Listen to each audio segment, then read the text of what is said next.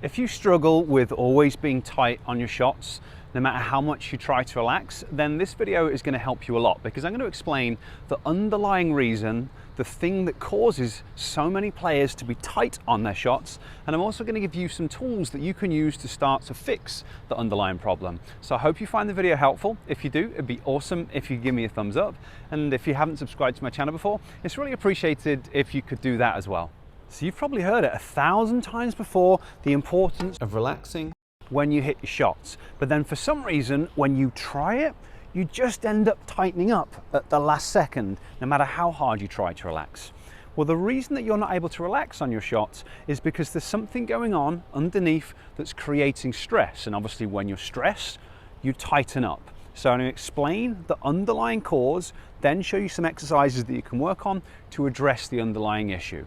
Now, this is going to be something that you probably haven't thought of or heard about before, but it relates to your visual system.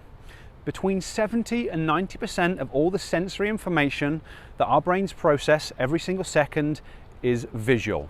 There are more different parts of the brain that are responsible for processing visual information and helping our visual system to work than pretty much anything else we do, because vision is crucial to life.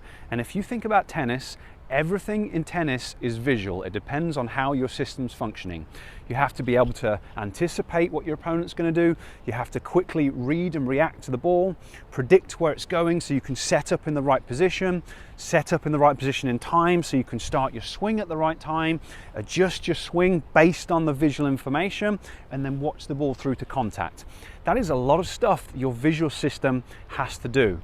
And most players have deficits within their visual systems that they don't realize that are going on, or just visual systems that don't work well enough. So this is really stressful for your body. You're asking it to do things that effectively it's really struggling to do. You know, especially the reading where the ball's going, and then judging the distance and judging the speed so that you can start your swing at the right time. You need to do it at exactly the right moment, or you're going to hit the ball late and things are going to go wrong. And your brain is desperately trying to figure out where the ball's going, often while you're running at full speed and twisting, and that creates stress. And it's that stress that then prevents you from relaxing. And in a second, I'm going to show you some vision training exercises that you can work on to start to improve how the system functions. But I've been showing players and people how to train their vision for about 10 years. And what you find when people are doing basic vision training exercises is that a lot of people, just when they're moving their eyes, standing still, hold their breath and tense up because the visual system doesn't work in the way that it needs to. Now, potentially you think that your visual system is awesome because you don't have to wear glasses, but it's important to understand that being able to read letters clearly sitting in a doctor's office is very different to having all of the visual skills that you need when you play tennis. Your ability to track the ball, your ability to judge distance and depth, it goes into a lot more detail than just your ability to read letters clearly. And the reality is that modern life, with the amount of time that we spend on screens, our brains basically adapt to it. Our visual systems adapt to looking at a screen that's that far away, that's brightly lit. They are just not prepared to do all the things that you need to do on court. So that's why we're going to start to change it with some very simple training exercises. So we're going to do a series of exercises that are going to improve the quality of your eye movements. The reason that we're going to focus on those is because they're easy for me to teach you in this format, and eye movements are the foundation of all of the visual skills, because you need to be able to see the ball and track the ball. You need to be able to switch between looking at the ball and looking at the other end of the court. So you need to have good quality eye movements. There are other visual skills that are going to be important. So your ability to see things clearly, your visual acuity, your ability to judge distance and depth, your peripheral vision, your ability to make decisions from what you see. So there's a lot of other visual components that you might need to work on, but we're going to start with the foundational eye movements. Now, the first exercise that we've got is a smooth pursuit. So what that means is following a moving target slowly. And the way that I'm going to do this is by keeping my head as still as I can, holding my thumb out in front, my arm straight, and I'm just going to look at my thumb and then move it to the left and then back to the middle. And I'm going to do between 3 and 5 reps of that, just slowly moving it to the left, keeping my head still, focusing my eyes on the thumbnail. I'm then going to do the same thing to the right. I'm going to do the same thing going downwards, the same thing going upwards, and then the 4 different diagonals. So up and left, up and right, down and left, down and right. And when I'm doing all of those, I'm keeping my head still, keeping my eyes focused on the moving target. And notice I only used a small range of motion. So I didn't go all the way out to there. I just started with a small range of motion, because the most important thing is that you do this safely and sensibly. You can challenge your system over time, but you don't want to create eye strain or anything like that when you start training. So maybe 3 to 5 reps in each of those 8 directions is going to be a good starting point. Now, the reason we're doing 8 directions is because we've got 6 different extraocular eye muscles that move the eyes in different directions, and these muscles can be poorly conditioned if we spend our whole time looking at the phone, or we can train and improve their condition. So that's what we're doing with these exercises.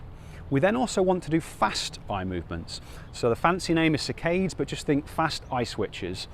And again, we're going to do basically the 8 different directions. So I'm going to start horizontally, so switching between targets that are left and right. Go as quickly as you can, being able to see the target clearly, so I can switch backwards and forwards almost instantly, but you might take a moment or two in between. Now hopefully you can see my eyes, it's a little bit sunny so I might be squinting, but you'll get the idea. We'll do horizontally, we'll do vertically, we'll do diagonally, and we'll do the other diagonal. Now, something else that's going to be important when you're practicing these exercises is that you try and stay relaxed, because that's what we're working on here. When people work on the visual system, it can be quite threatening, so you want to try and remain relaxed, and the best way to do that is with long exhalation-based breathing. So if you can, while you're doing these vision exercises, try and breathe in through your nose, and try and take at least twice as long to breathe out through your mouth. So maybe I'll breathe in through my nose for 2 to 3 seconds, and then out through my mouth for... And if you can do that style of breathing while you're doing these vision exercises, it's going to be really good for training your brain and helping you to stay relaxed while you're doing complex visual tasks. And that's really the goal of what we're after. In terms of numbers, around 20 switches in each direction is going to be a good starting point for most people. We're then going to work on our ability to look at things at different distances. And we're going to do this in 2 ways as well. We're going to do a smooth pursuit, a slower variation, and then a fast switching variation. So for the smooth pursuit variation, called a pencil push-up, I'm going to hold the pen at arm's length.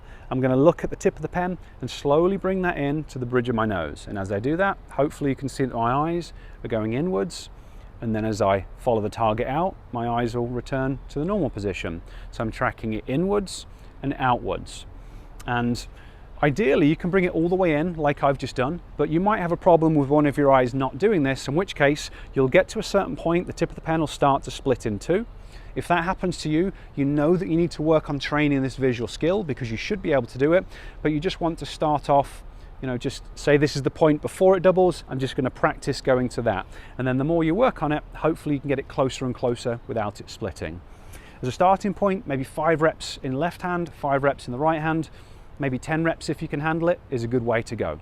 We're then going to do fast eye switches. So now I'm going to hold the target as close as I can without it splitting in 2. So I'm just going to go for around 3 inches on this one, but you could potentially go all the way in, or you might need to go a little bit further out. I'm going to look at this, and then I'm going to switch and look at something that's in the distance. So out on court, you can use a larger distance, or if you're outside, you can use a larger distance. But if you're at home, just do it in a room, hopefully a long room, and you can just look at something on the far side of the room. Near target, far target, switching back and forth between the 2, but making sure that the target comes into focus first. So you might find that when you switch from the near target to the far target, it takes 2-3 seconds for it to come into focus. That's okay. You're going to work on increasing the speed over time. And then again, around 20 switches is going to be a good target for this. And here we're training the coordination between the eye muscles, so the muscles bringing the eyes in and the muscles taking the eyes out. And we're also changing the ability to change the shape of our lens so we can see clearly at different distances. And we've got other muscles called ciliary muscles that kind of help with that. So we're working on a few different things here. But there are 4 foundational eye movement exercises. We're then going to add in an additional exercise, a 5th exercise, but this one is focused on the balance system in the inner ear. This is your vestibular system. It's really important for pretty much everything you do in life, but one of its main jobs is to keep your visual system looking at targets, keep your visual fields clear as you move. And obviously when you're playing tennis, you're constantly moving. And it's actually this system that creates a lot of threat in players. So we need to work on it. The basic way that we're going to do that is with a VOR exercise, which means looking at a thumb or looking at a target and turning the head while still looking at my thumb. So I've got my eyes looking at my thumb, turn my head, back to the middle, turn my head, back to the middle. I'll do right, left, up, down, up and left, up and right, down and left, down and right.